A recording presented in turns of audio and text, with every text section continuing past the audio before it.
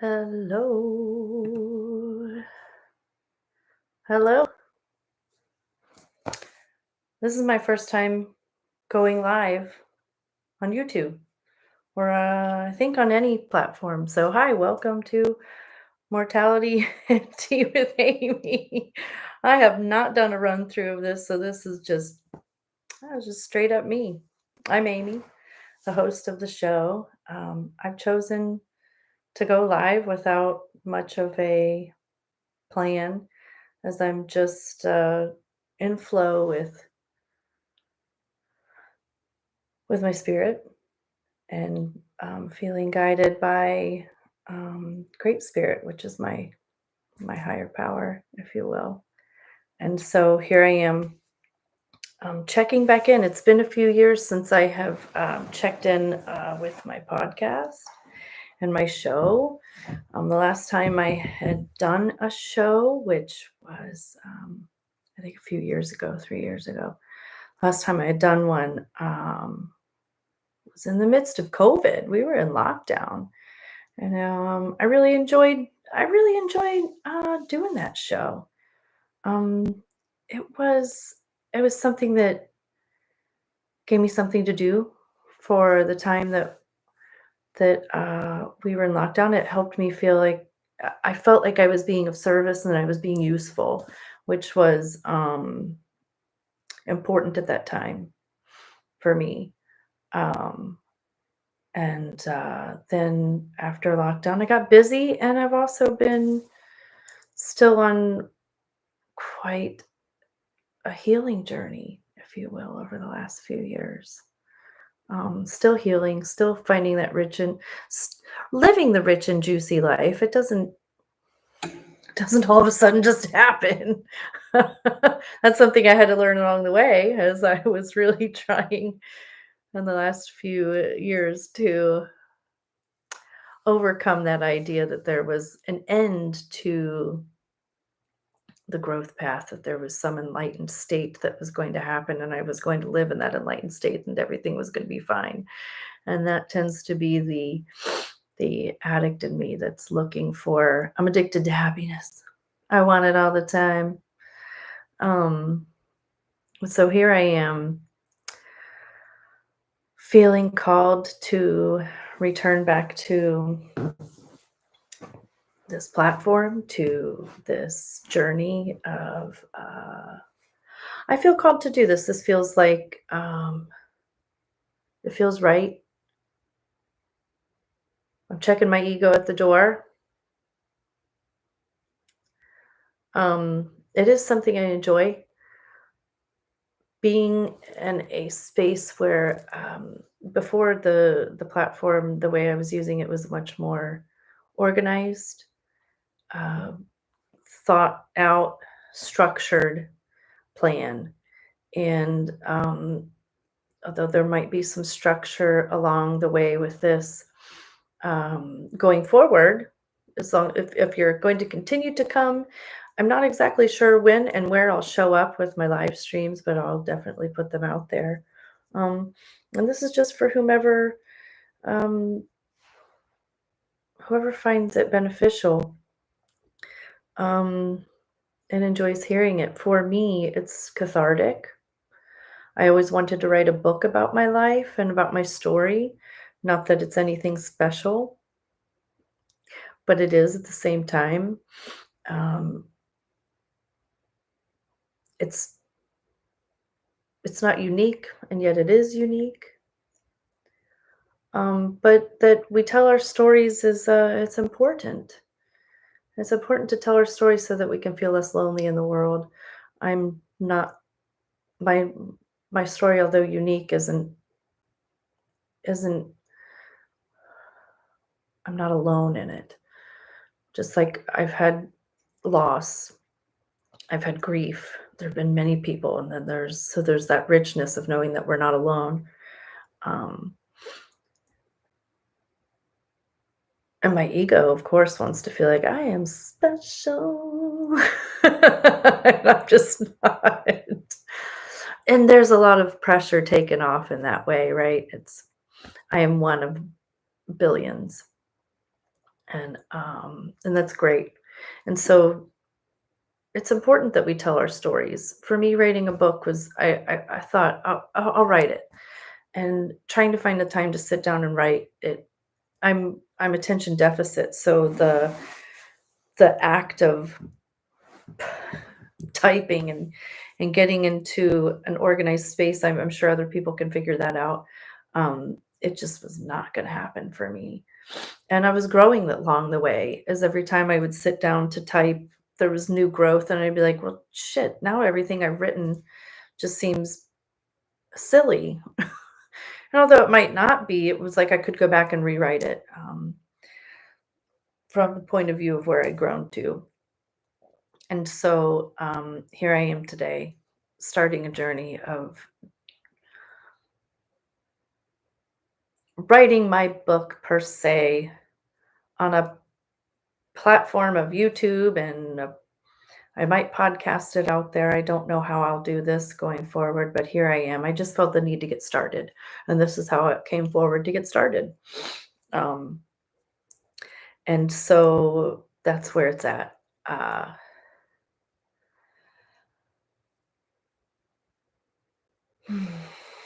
take a moment and just sit with that, what I've just said.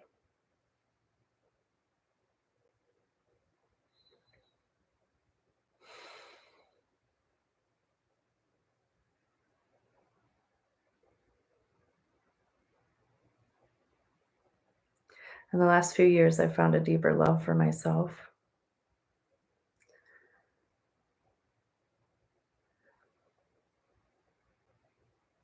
a deeper freedom to be exactly who I am without still high expectations, lesser expectations.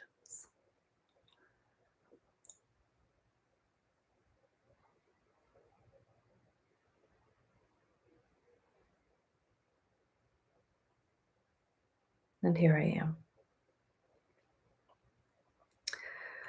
I started the journey with Mortality and Tea, which I love it. I love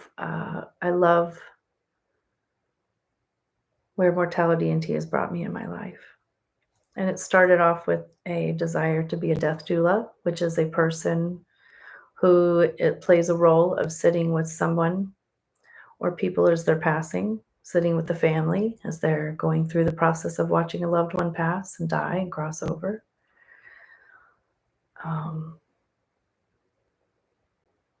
it's a very humbling job, role. It's a role. And it's brought me to where I've done interviews with people contemplating our own death, our own mortality, so that we can find those places in our life where we can do the work that it takes to heal.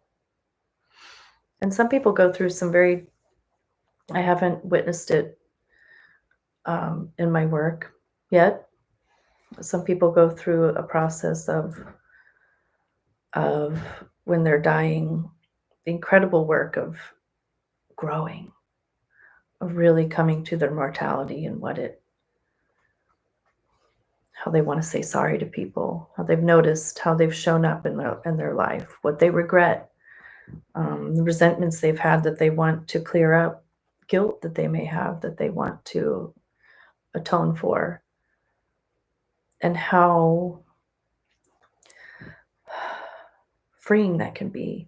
Is it that clenched up feeling of living through life, of protecting ourselves and covering up the authenticity of who we really are, to protect ourselves from what? From all kinds of things that are not. It's natural. It's so human to develop parts of ourselves that want to protect our ego and who we are, so that to feel safe. The fear is that base, right? Fear is the base that.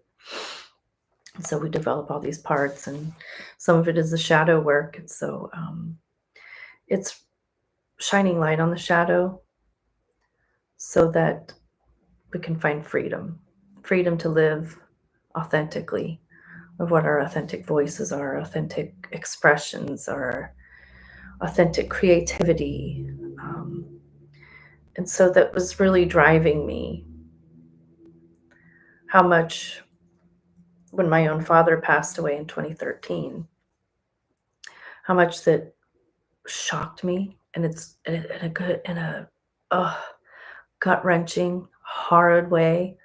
So part of my role in a doula is also grief doula, holding space for people while they're grieving, which is intense, incredible work. Incredible work that can drive us and guide us through freedom, to letting go of old habits and patterns and finding out why the heck they're there in the first place. And and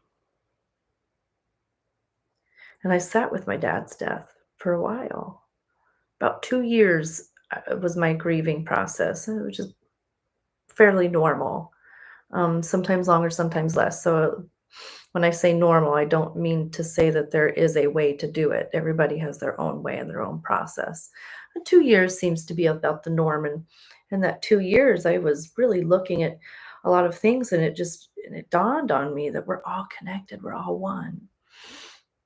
And what happens is sometimes in those darkest places that we find ourselves, um, even according to a lot of spiritual paths and wisdoms and knowledges and hermetics and philosophies and all these esoterics readings and things, is that um, when we're cracked open, when we're the most vulnerable in those states where it's incredibly painful, we get cracked open, and there the light shines in, and then we're able to kind of break free of all these parts of ego and parts of ourselves that we've built to keep us safe, and that we kind of get to layer by layer shed to become that authentic self of who we are, who we really are, and to feel free in it. Um, and so that was my cracking open moment, and it led me um, to a journey to finding sober life. As I don't think it's any secret to a lot of people that I grew up in a family of heavy drinking. It's a little scary to say that for me. It was a secret we had to keep, that it was heavy drinking, because we had it under control. No, it wasn't under control, and that's okay. That's okay too. My family had their own journey to take with it, and people could say, "I think you're drinking heavy." Ah, we're just good partiers. We were really good at partying. Really good at partying. So among other things, among drinking, a lot of marijuana smoking on my part, um, even medications. Uh, Boy, it was just a whole lot of don't feel, high expectations, and perfectionism. A lot of layers to put up to protect us and keep us safe from the judgment of others, of our own uh, demise. I'm probably finding not very great words, and I just need to settle a little bit. As I'm kind of worked up, I can feel it inside. There's a little bit of fear of bringing that out, right? Um, Out to the surface. Um, but so, yeah, I've been going through. I went through sobriety after my dad died. Still continue that journey of staying sober. It's important for me. It works for me. If I if I go back, I'll start building up those layers again real quick.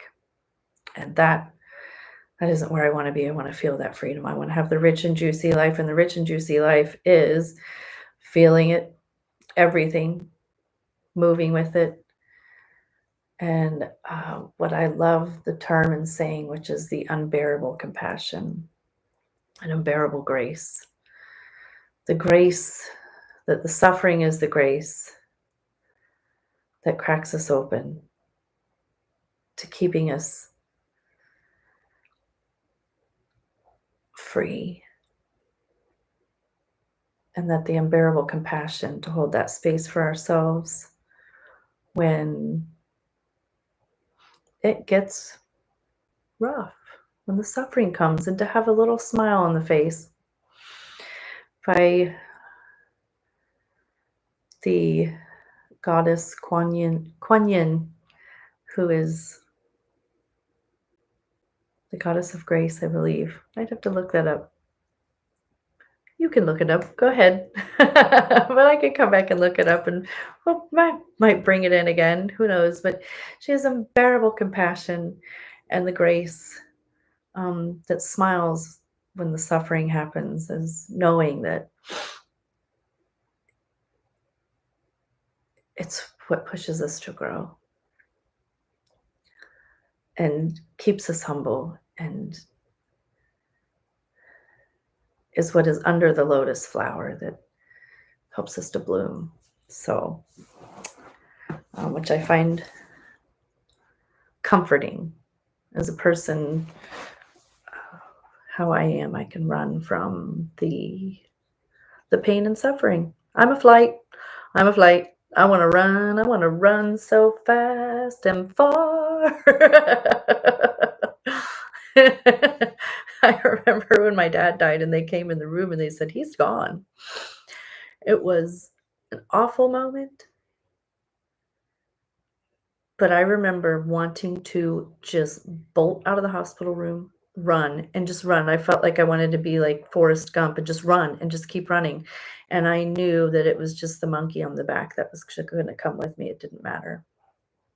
So uh, I didn't run. I stayed. I drank copious amounts of alcohol afterward, smoked copious amounts of marijuana, and even took quite a few pills of medications to help soothe those times, and then slowly found my way back to me, to Amy, um, to a place where I don't need those things anymore. Sometimes I might want them, but that's just an old pattern and an old habit that I want to get rid of. You can get rid of. Just notice, move with it, sit with it, let it be, move on. But so that's part of the work of Mortality and Tea as well, is um, finding that way to freedom, looking at the hard parts, letting some things die, being in cycle with Mother Nature, where there's birth, life, death, and rebirth. And we can do it over and over and over again. And I have done it many times. I've done it many times. And letting some things fall away, letting them fall away, and even asking for God's grace in it, or whatever your higher power may be. And maybe you don't have a higher power, and whoops, that's okay too. Well, so that will be the future of this show, is kind of talking about my journey, my life. I remember my grandfather wanted to write his own book, and he said this towards the end of his life, and he lived to be like 92, I think. And it must have been at the age of like 88 or something. He said something along the lines of, I'd really love to write a book about my life, and I don't know where to begin. Because on my birth certificate says I was born on this date, but my parents said I was born on this date. I said, well, that sounds like a really great beginning to a book. And he never did it. Um, I don't, just from observation, I don't think my grandfather was ever free. I don't think he ever found that freedom of who he was. I think there was still the layers of the ego and other parts of himself, of the structure that kept him safe. And I completely respect that. I know that my mother was never free, my father was never free, and that's okay too. I never. I think we're free as children. I think as kids we're completely free until That stuff gets smacked on. Don't be like this. Somebody will think this about you. You have to be like this. Stop doing that. Do this. And we just build it up until one day we're like, that's fucking enough. Shut it. Get it out of here. I can't take it anymore. So I will start with my just little Amy as a child. That's where I'll start. And we'll just see where it goes from there. Again, this is kind of like an experiment, if you will, on my part of um, sitting in the seat of my soul and feeling the guidance of Great Spirit, living in the Tao, if you will. I have a collection in my own mind and in my own path and my own journey of a lot of different spiritual practices and readings and things, and they'll show up as I talk because it's just a part of who I am. It's a part of my path and my journey and how I'm still shedding layers, and I still will. More layers will probably come. And I'll have to shed those too. So we'll see. And that'll be the journey. Um, and that's how I'll start. So I hope you join me. No pressure. If you feel called to, come listen. I don't know how this works. Maybe you write a question and one day we'll put it up there, and I'll answer questions too. And I'm sure I'll have guests on the show as well. Bring them in, talk to them, because that's somehow that we can normalize our own experiences and our own journey so that we don't feel so alone.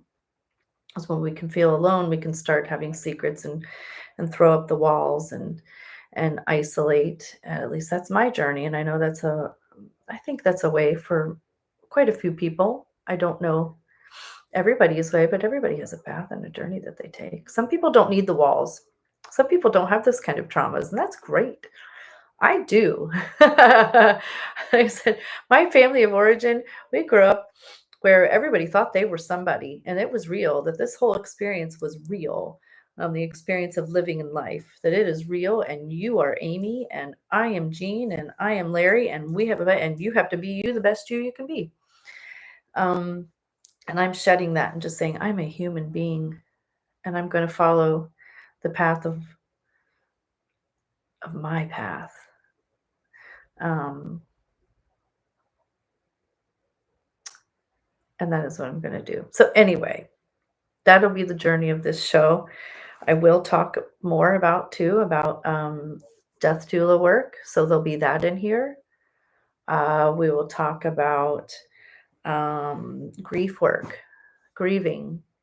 So, there'll be shadow work, which, like I said, the shadow work can show up in life, or a lot of people have miraculous events when they're dying where they do the shadow work in a day. And I just find that absolutely incredible, daunting, as sometimes it can take years to shed some of the stuff that I've shed. It's taken me years. I will talk about, there will be one episode, and maybe I'll do that right away because it is heavy on my heart, and it is about um, therapy and ways to find good therapists. This therapy is a very useful tool for a lot of people. Some people find tools in doing programs, 12-step programs. Some people find tools in other ways, combined ways. I know I use a combination. Um, we might even throw in here meditation practices too. That's on me. But going back to therapy, as so you can stay tuned for this. I'll take us through ways to find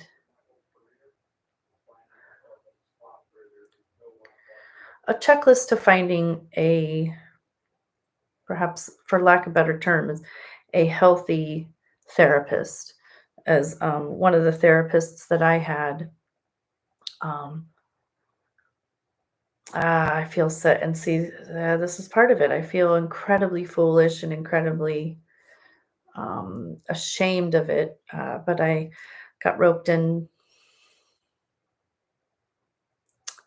I attended this therapy for about a year with a woman who was incredibly not healthy, and it was abusive, and it led me down a path of incredible shame and guilt where I did some growth, but it did hold me back. I put up some of my walls and parts of myself, like my inner critic got really strong. Um, this therapist she handled my case wrong and she should have her license removed. And so, in order for me to feel less trauma around it, I need to share the story. And I also need to share my story so that other people can learn from it and perhaps not get involved in that. Or if they've had a similar experience, they don't feel alone because that can be incredibly, it was abusive. The, the, the therapist I went to, it was abusive. And, it was very painful. So if somebody else has had a similar experience, uh, perhaps we can share in that story together and we can feel less alone because there's a lot of times I feel pretty alone. And then in that loneliness, I feel like, God, I should have known better. But how was I supposed to know better? I put my hands and my heart and my mind into the hands of another person who was supposed to take good care of me. And she didn't. She played the role of therapist. And she took away my, what's the term I'm looking for? Dignity. So anyway, with that, so that'll be an upcoming episode as well. But moving forward, I will tell you that I am going to have, I forgot to show you, I have a cup of tea for my mortality and tea. Oh, and so this is a tea. I have different kinds of teas I'll be selling on my website, and I got to go because the light is getting kind of dark. I was using natural light from outside, and we have a lot of snow here in Michigan. Let me tell you, we've been getting a lot. But this tea, I have 3 different teas I'll be selling on my website, and they're sold for basically it's not a lot of profit. I'm just doing this because um, it gives me something to do. I enjoy it. It's soothing to other people and perhaps brings people comfort so that they can do their own inner work and find a rich and juicy life. If anything, I just sell it for enough to cover the costs of of the the the ingredients of the teas and so forth. If ever in the future I do make a profit, it will most likely be for donation to a local hospice of some sort. So, but the different teas I'll have, which is Whispering Repose, which is a calming and relaxing blend of chamomile, red clover, licorice root, lavender, and oat straw. A lot of those are nervines that'll help calm and soothe the nervous system. There's also Dawn's Last Light, which is an invigorating morning blend with rose hips, orange peel, lemon verbena, and ginger root. Then I have another one called Veil of Vigor, which is an immune system support blend with nettles, echinacea, chaga powder, and tulsi leaf. Um, I also will sell things like I harvest locally here in Michigan, uh, sage, which is white sage, which is grown here in Michigan. So it is um, native. And so I harvest it, it's organic, and I wrap it into wands. And um, a lot of people find those to be very useful. Um, so yeah, a lot of people like them. We can even talk about what the practices are behind having sage wands. I enjoy them. I love the smell of it. It's started to become part of my practice that when I smell the sage itself, it starts to calm and soothe and helps me to release things that aren't serving me or working for me, at least in that moment in that day. I also will be selling these little beauties. They're like little pillows, and they're lavender sachets, and so these are nice. And all of these things, so these are nice. They smell really good. I fill them with organic lavender that I procure from a store up here in Michigan, and then I sew them up in these little tiny bags, and I can embroider some of them with like a name or some initials on them. Uh, um, they're great for anything, for like soothing. If you're somebody who's an anxious person, it's nice and soothing and calming just to sit and smell. You can put them in a drawer. It's nice to keep a drawer nice and smelling nice, or put them in your purse. But one of the intentions too behind selling these is a lot of times in the process of somebody passing away, there are a lot of odors that occur in a room or in the process of death and dying. And so having one of these to smell on, or to give the loved one who's passing, it could be incredibly soothing and calming to them as well. Just having it near them, and they can grab, squeeze. It feels nice to squeeze. I don't know if you can even hear that, but it's nice. Oh, got a little shaky. I enjoy it. It's not for everybody. So, and then the sage ones as well. Sometimes that can be very soothing, and can, as long as you don't have like a space where somebody's passing or dying where they need oxygen, you wouldn't want to burn something close to an oxygen tank. So, but sometimes those sage ones can be nice to clear space of some energies. We can talk about that. Sometimes, maybe I'll put this out there too. There's you can do sprays instead of burning sage. You can spray blends of essential oils, and that's another thing too. I'll show later too, is that I have some essential oils that are good for grieving. It's my husband Rick. Love that man. He's my boo. He does a lot.